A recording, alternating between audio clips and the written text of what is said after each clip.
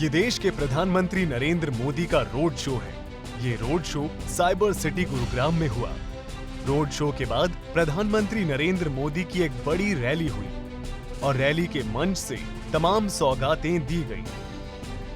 गुरुग्राम में पीएम मोदी ने Dwarka express way के हरियाणा सेक्शन का उद्घाटन किया और इसे आधुनिक कनेक्टिविटी के लिए एक बड़ा कदम बताया।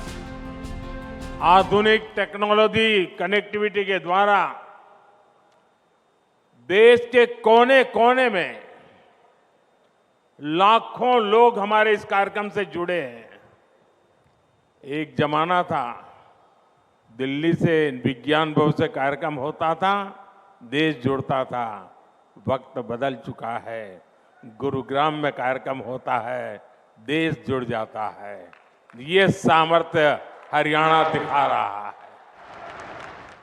देश ने आज आधुनिक कनेक्टिविटी की तरफ एक और बड़ा अहम कदम उठाया है। एक्सप्रेस वे के तेजी से हुए काम और हरियाणा में तेजी से हो रही तरक्की को लेकर पीएम मोदी ने मुख्यमंत्री मनोहर लाल की पीठ थपथपाई और पुराने दिनों को भी याद किया।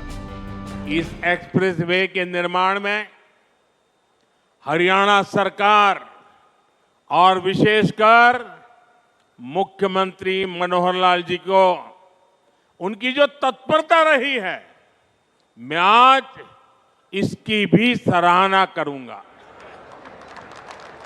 हरियाणा के विकास के लिए जिस तरह मनोहर लाल जी दिन रात काम करते रहे हैं, उसने राज्य में आधुनिक इंफ्रास्ट्रक्चर का एक बड़ा नेटवर्क तैयार कर दिया है। और मनोहर लाल जी और मैं बहुत पुराने साथी हैं। दरी पर सोने का जमाना था, तब भी साथ काम करते थे। और मनोहर लाल जी के पास एक मोटरसाइकिल रहती थी, तो वो मोटरसाइकिल चलाते थे, मैं पीछे बैठता था, रोहतक से निकलता था और गुरुग्राम आकर के रुकता था। रैली के मंच से प्रधानमंत्री नरेंद्र मोदी ने कांग्रेस और महागठबंधन पर हमला भी बोला। उन्होंने कहा कि बीजेपी सरकार में तेजी से हो रहे कामों से कांग्रेस और गठबंधन की नींद उड़ गई है। पहले की सरकारें छोटी सी कोई योजना बनाकर छोटा सा कार्यक्रम करके उसकी डुगडुगी 5 साल तक पीटते रहते थे।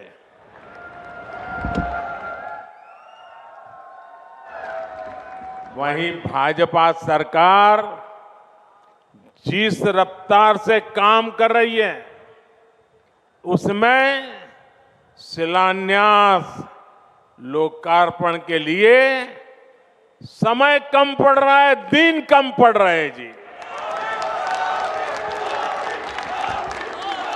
देश में लाखों करोड़ रुपए के इन विकास कार्यों से सबसे ज्यादा दिक्कत अगर किसी को है तो वो है कांग्रेस और उसके गठबंधन गठबंधन।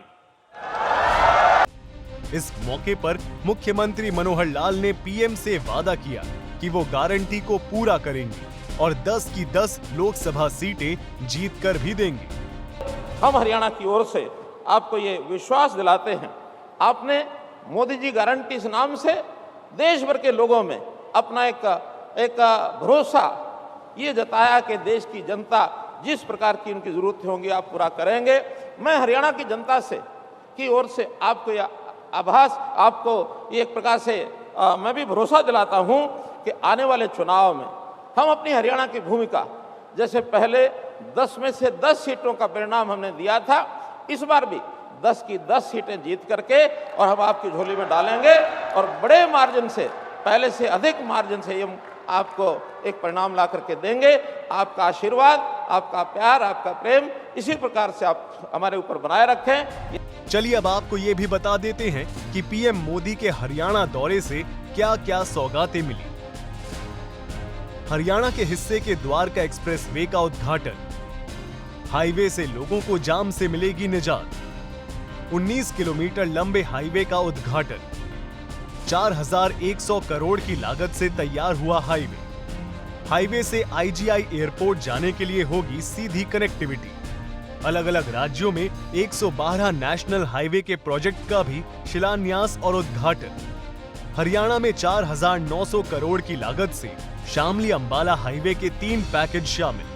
1330 करोड़ की लागत के भिवानी हांसी रोड के विस्तारीकरण प्रोजेक्ट भी शामिल। 14000 करोड़ की लागत से बेंगलुरु कडप्पा विजयवाड़ा एक्सप्रेस वे के 14 पैकेज के प्रोजेक्ट शामिल।